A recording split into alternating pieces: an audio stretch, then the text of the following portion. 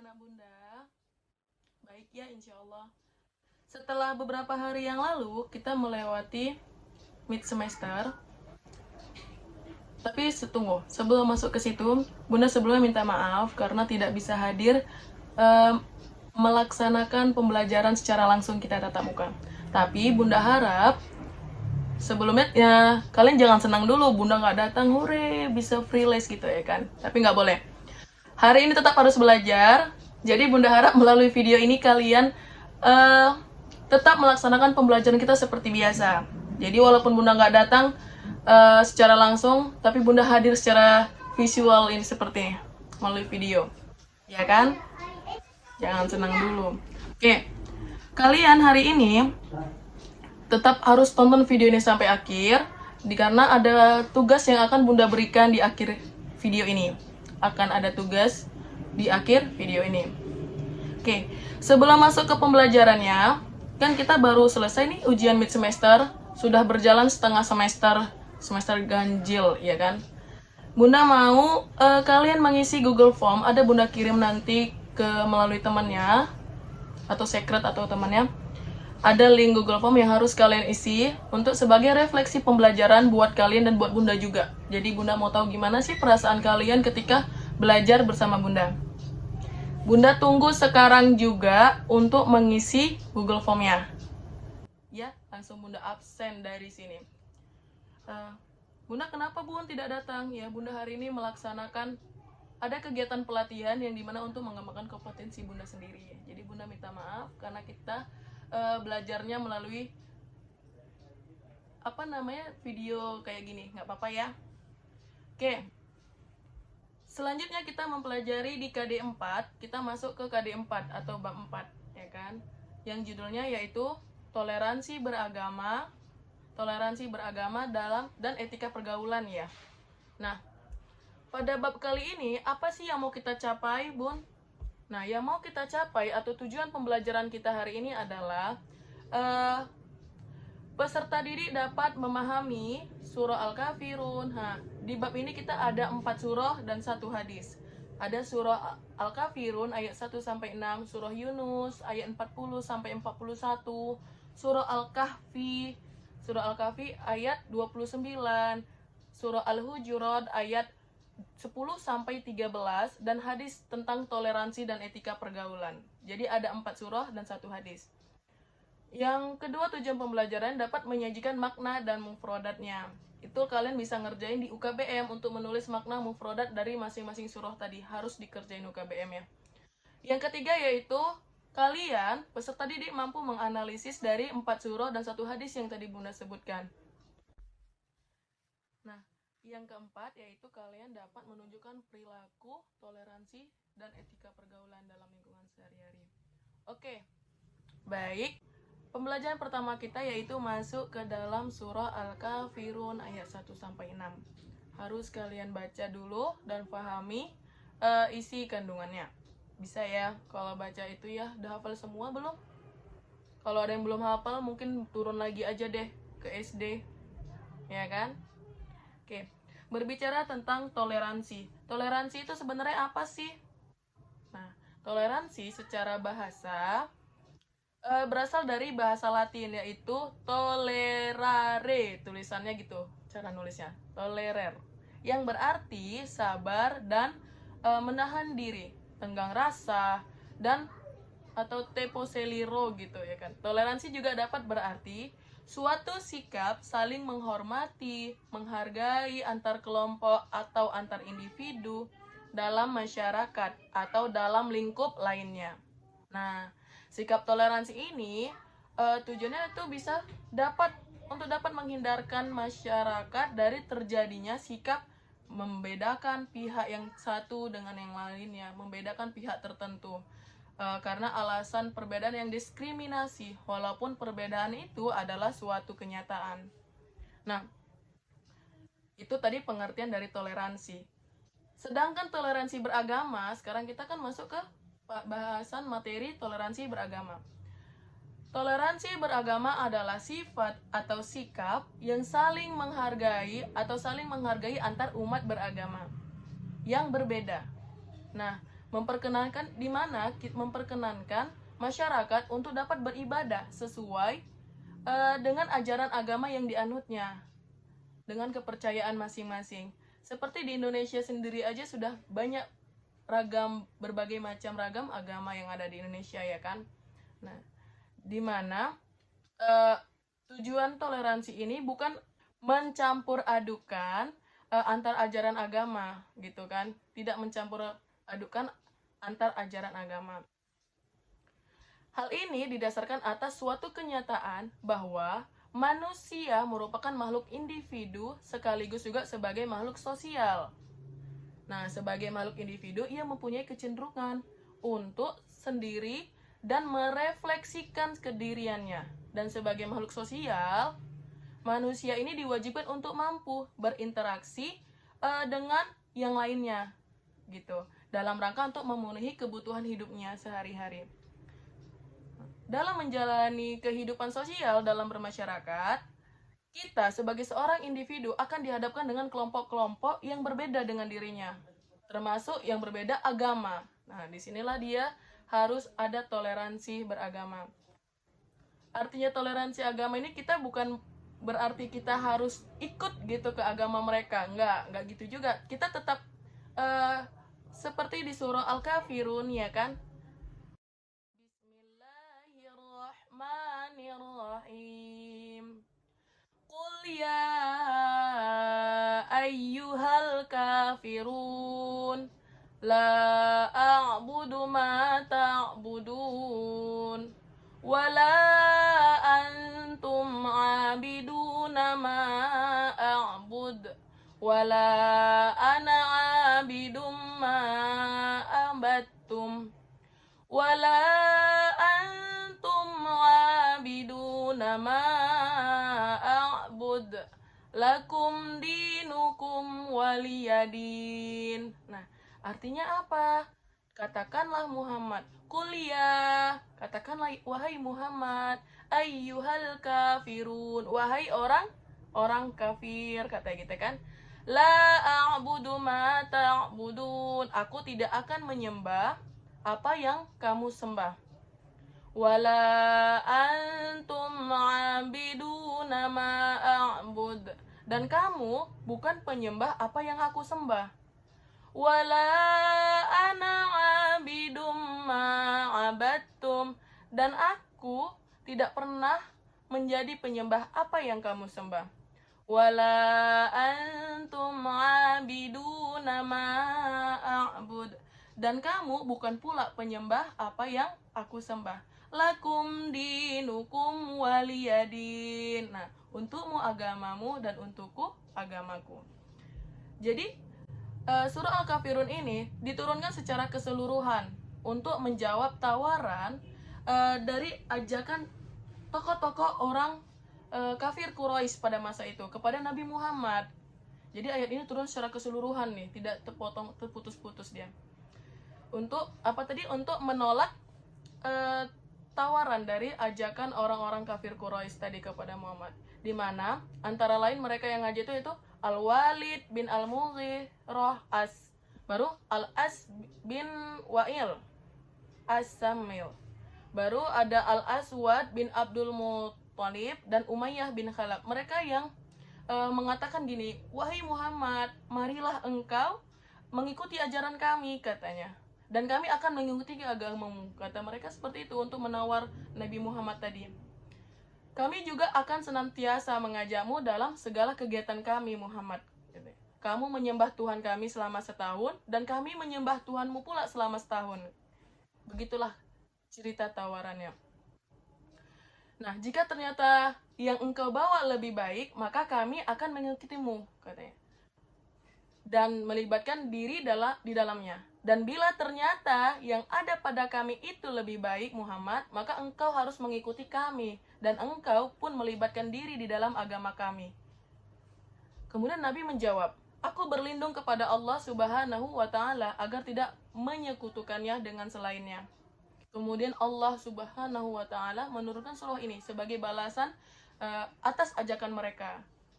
Sangat tegas Allah menerangkan itu, ya kan, bahwasanya untukmu agamamu, untukku agamaku. Nah, Kemudian pada kisah itu, kemudian Nabi Muhammad berangkat menuju Masjidil Haram, yang dimana saat itu sedang berkumpul para pembesar kafir Quraisy. Nah, Nabi berdiri di hadapan mereka dan membacakan surah Al-Kafirun itu, sehingga mereka berupaya mengubah siasat dengan melakukan penindasan dan penyiksaan terhadap Nabi dan para pengikutnya, sehingga Nabi melakukan hijrah ke Madinah. Itulah cerita asbab turunnya surah Al-Kafirun ayat 1-6 tadi, karena ajakan dari kaum kafir Quraisy. Oke, kemudian dalam ayat 1, surah Al-Kafirun ayat 1 dan 2, Allah menegaskan dan menyatakan bahwa Tuhan yang disembah Nabi Muhammad adalah Allah, dan para pengikutnya bukan apa yang disembah oleh orang kafir. Karena mereka menyembah Tuhan yang memerlukan pembantu dan mempunyai anak. Sedangkan Nabi Muhammad SAW menyembah Tuhan yang tidak ada sekutu baginya, yang tidak mempunyai anak, istri, teman, dan lain sebagainya. Nah, dalam ayat ketiga ini, Allah menambahkan pernyataan yang harus disampaikan kepada orang-orang kafir dengan menyatakan bahwa mereka tidak menyembah Tuhan yang didakwahkan Nabi Muhammad, karena sifat-sifatnya berlainan dengan sifat-sifat Tuhan yang mereka sembah, dan tidak mungkin dipertemukan antara kedua macam sifat tersebut. Itu tadi ayat ketiga. Penjelasan pada ayat keempat dan kelima pula ditegaskan bahwa Nabi Muhammad SAW memiliki konsisten dalam pengabdiannya. Artinya, di ayat ini, apa yang beliau sembah tidak akan berubah-ubah. Nah, cara ibadah kaum muslimin berdasarkan petunjuk Allah Subhanahu wa Ta'ala. Sedangkan cara beribadahnya orang kafir berdasarkan hawa nafsu mereka. Ya kan? Nah, jadi melalui surat ini, Nabi Muhammad SAW ingin mengajarkan kepada kita bahwa sebagai orang yang beriman, kita hendaknya mempunyai kepribadian yang teguh dan kuat, yang tidak digoyangkan oleh siapapun. Itulah tadi kandungan yang dari ayat keempat dan kelima. Kemudian kita masuk ke ayat yang keenam di surah Al-Kafirun. Pada ayat keenam ini dinyatakan adanya pengakuan eksistensi secara timbal balik nih, yaitu apa? Untukmu agamamu dan untukku agamaku. Dengan demikian, masing-masing dapat melaksanakan apa yang dianggapnya benar dan baik tanpa memaksakan pendapat kepada orang lain, dan sekaligus tidak mengabaikan keyakinan masing-masing. Oke, jadi sudah ditegaskan oleh Rasulullah bahwasanya tidak ada pemaksaan di sini dalam beragama. Untukmu aja, agamamu mana yang menurutmu benar, itu yang kamu anut. Mana yang agamaku, ya itu yang aku anut, tidak boleh mempercampur adukan keduanya. Itulah tadi isi kandungan atau penjelasan materi dari surah Al-Kafirun ayat 1-6. Baik, lalu perilaku orang yang toleran dalam beragama dalam surah Al-Kafirun itu apa, Bun? Nah, sikap dan perilaku yang dapat diterapkan sebagai penghayatan dan pengamalan surah Al-Kafirun ayat 1-6, yaitu yang pertama, hendaknya setiap mukmin memiliki kepribadian yang teguh dan kuat tanpa ada rasa goyah gitu. Kita harus memiliki kepribadian yang teguh dan kuat. Yang kedua, yaitu masing-masing pemeluk agama bisa melaksanakan apa yang diyakininya benar, apa yang diyakininya yang benar dan baik sesuai dengan pemahamannya. Jadi dia bisa melaksanakan apa saja tanpa mengganggu agama yang lain, gitu ya kan? Ketiga, setiap pemeluk agama akan diminta pertanggungjawaban di hadapan Allah Subhanahu wa Ta'ala. Itulah tadi sikap dan perilaku yang dapat kita terapkan penghayatannya dan pengamalannya di kehidupan sehari-hari. Oke. Kemudian kandungannya apa, Bun? Jadi intinya adalah, inti dari isi kandungan surah Al-Kafirun ayat 1-6 adalah yang pertama, toleransi tidak berlaku dalam hal akidah dan ibadah. Kita saling menghargai agama lain nih. Boleh. Kita boleh bergaul, berteman.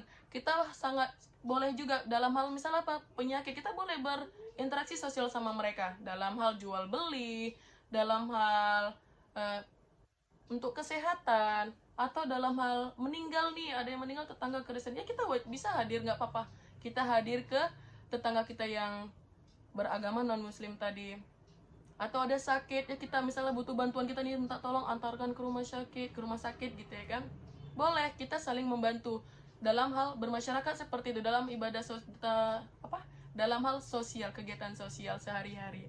Nah, namun toleransi ini tidak berlaku dalam hal akidah dan ibadah.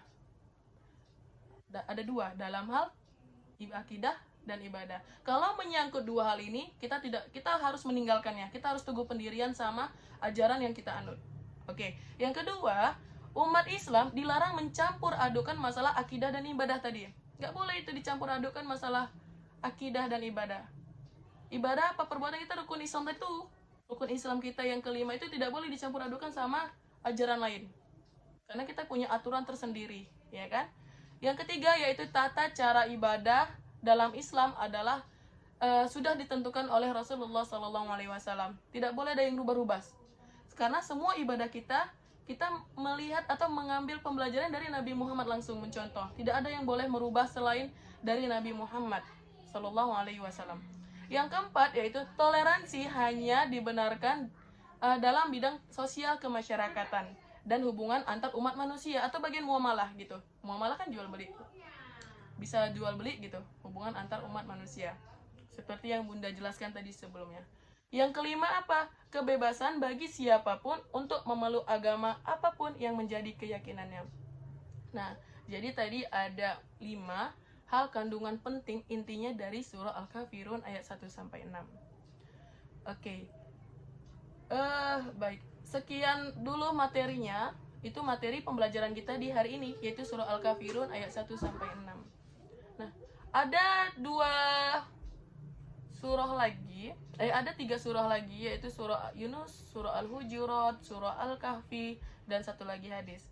Tapi takutnya tidak cukup waktunya kalau kita jelaskan hari ini, jadi kita bagi. Di bab ini kita ada 8 JP atau 4 kali pertemuan. Nah, baik. Tugas yang Bunda berikan adalah hari ini harus selesai juga UKBM KD 4 tadi, yang di halaman yang kegiatan belajar 1 ya kalau nggak salah. 5 soal aja yang kalian kerjakan di surah Al-Kafirun itu. 5 pertanyaan dan kosakata mufradatnya yang kalian isi. Oke, di surah Al-Kafirun aja itu tugas hari ini. Yang dimana nanti akan Bunda ngoreksinya di pertemuan berikutnya. Tapi hari ini harus selesai, nanti dicatat oleh si sekretaris. Bunda perintahkan sekretarisnya untuk mencatat siapa yang tidak siap. Oke? Dan 10 orang pertama nanti Bunda kasih nilai plus poin, yang Bunda minta tolong sama sekretarisnya untuk mencatat, menandai di bukunya itu 1, 2, sampai 10. Bisa ya, Nak ya? Untuk kegiatan sebagai uji KD, walaupun materi belum Bunda sampaikan semua, tapi Bunda menyampaikan tugas ini di depan karena akan makan waktu untuk ngerjakannya. Bunda mau kalian ngerjain sebagai ujian KD-nya adalah membuat video drama, yang dimana isi dramanya itu menceritakan tentang toleransi beragama yang ada di pelajaran kita. Jadi di sini Bunda mau membentuk 5 kelompok. Yang pertama membahas tentang surah Al-Kafirun, kelompok kedua membahas surah Yunus, yang ketiga membahas surah Al-Kahfi, yang keempat membahas surah Al-Hujurat, dan yang kelima yaitu membahas hadis tentang toleransi beragama. Nah, jadi kalian membuat video drama yang memasukkan masing-masing materi kalian. Di dalam video itu kalian kemas deh dramanya gimana, alur ceritanya, yang supaya pesan dari surah-surah ini sampai di dalam video tersebut. Bisa ya? Bisa dong, ya kan? Janganlah sampai, aduh Bun, kenapa dikasih tugas seperti ini? Tapi zaman sekarang kan sudah zaman milenial atau generasi Z ya, apa sih? Seperti itu. Jadi tugas kalian adalah membuat video drama. Bunda akan bagikan kelompoknya sebentar lagi ya. Bunda yang langsung bagikan. Jadi harus kalian dengarkan ini sampai habis. Bunda nggak ada mau, Bun tadi kelompok ini berapa, siapa aja Bun. Nah, nggak bisa, nggak akan Bunda balas dari chat. Tapi kalian harus tonton video ini betul-betul untuk melihat siapa sih kawan kelompoknya. Terus Bun, tugasnya kapan dikumpul? tugasnya dikumpul, Bunda kasih waktu berapa ya? 3 minggu. Jadi di minggu ketiga kita kumpul materinya. 3 minggu. Nah, tugasnya dikumpul hari ini kan tanggal 9 Oktober nih. 9 Oktober. Berarti untuk 4 kali pertemuan sampai tanggal 30 untuk materi terakhir. Oke, kalian harus mengumpulkannya di tanggal 29. Paling lama tanggal 29. Hari Minggu itu. Jadi di tanggal 30-nya kita tonton sama-sama di kelas videonya masing-masing. Bisa ya? Lama itu kan 3 minggu tuh kamu siapkan. Tanggal 29 kalian kirim. Ngirimnya tidak ke HP Bunda seperti video yang kemarin. Nanti HP Bunda meledak, meletup dia karena WA-nya banyak masuk gitu kan. Tapi kalian kirim ke sosmed. Boleh pilih mau dari Facebook, TikTok, kita manfaatkan ini platformnya. YouTube. Mana tahu ada yang jadi YouTuber kan Bunda bisa tahu, oh anak Bunda ada yang YouTuber gitu ya kan. Jadi boleh pilih berbagai macam sosmed yang Bunda sebutkan tadi. Tapi kalian ngumpulkannya harus di tanggal 29 itu. Bunda kirim link Google Form untuk mengisi nama yang udah kumpul sama linknya dimasukkan di Google Form itu. Jadi Bunda bisa lihat. Oke, paham ya? Tugasnya, Bunda ulangin lagi, tugasnya adalah untuk membuat video drama yang menceritakan dari surah-surah materi yang sudah Bunda bagikan. Jadi harus ada tuh dimuat tuh surah-surahnya. Inti dari surah-surah itu harus ada masuk ke materi di video drama kalian. Oke, bisa ya? Bunda bagikan dulu nama kelompoknya. Bentar ya, Bunda susun dulu. Oke, baik. Ini kan kelas 11 MIA 9. Kelompok 1, nih catat nih, kelompok 1 materinya tadi surah Al-Kafirun ayat 1 sampai 6. Yaitu kelompok 1 Afif Raihan Nur, Anggi Purnamasari, Fatimah Az-Zahra, Masyitah Aini, Nabila Az-Zahra, Rafki Zaid Arkam, kemudian Syahira Nur Hamidah. Ya, cukup. Itu untuk kelompok 1. Kamu membahas surah Al-Kafirun ayat 1 sampai 6. Kelompok 2. Kelompok 2 yaitu Ahmad Zaki Rafif, Ayu Anissa Putri, kemudian Hinca Hayruddin, Maulana Akbar, Nadira Zahra, Rizka Aulian, kemudian Tika Sari. Iya, Tika Sari yang terakhir, Tika Sari Putri. Itu kelompok 2 membahas membuat video tentang surah Yunus ayat 40 sampai 41. Oke. Kelompok 3 yaitu Aidila Oktaria, Balkis Zahra, Jihan Firyal, M. Rizky Al-Rifari, Neisa Adelia, Sabrina Dwi Tiara, Zidan Irsa. Oke. Itu kelompok 3, dia membahas surah Al-Kahfi ayat 29. Kelompok 4, Aliyah Brek Salim, Demastra Putra, Hairunisa Akila, M. Fahri Nur Hadi, Nurul Hafidah Lubis, Sayyidah Nafisa, Ahmad Rizky Siregar. Itu kelompok 4 membahas surah Al-Hujurat ayat 10 sampai 13. Yang kelima, yang terakhir yaitu Amril Aulia Tanjung, Faiz Syah Ramadan, M. Abiyu Alif, Nabil Syahwanzah, Putri Isnaini Khair, Syafiq Zaki Harahap, dan Rizky Pasya Ibrahim. Oke. Yang kelompok terakhir membahas tentang hadis toleransi beragama. Kamu bisa lihat di bukunya. Sampai di sini sudah paham dan cukup? Sudah cukup dan paham gitu ya. Nanti kalau ada yang nggak paham boleh kamu japri Bunda atau di chat aja ya. Apa yang kurang paham. Tapi kalau untuk nama-nama grupnya Bunda nggak mau bahas, nggak mau balas gitu. Kalian harus tonton videonya. Oke, Sekian dulu materi hari ini. Bunda tunggu buat sekretaris untuk mengirimkan siapa yang sudah selesai UKBM-nya dan tidak selesai. Kamu ngirim yang tidak selesai aja, nanti Bunda tandai mereka yang nggak ngerjain. Bisa ya? Terima kasih atas perhatiannya. See you, sampai ketemu di minggu depan materi berikutnya. Wallahu a'lam bishawab. Assalamualaikum warahmatullahi wabarakatuh.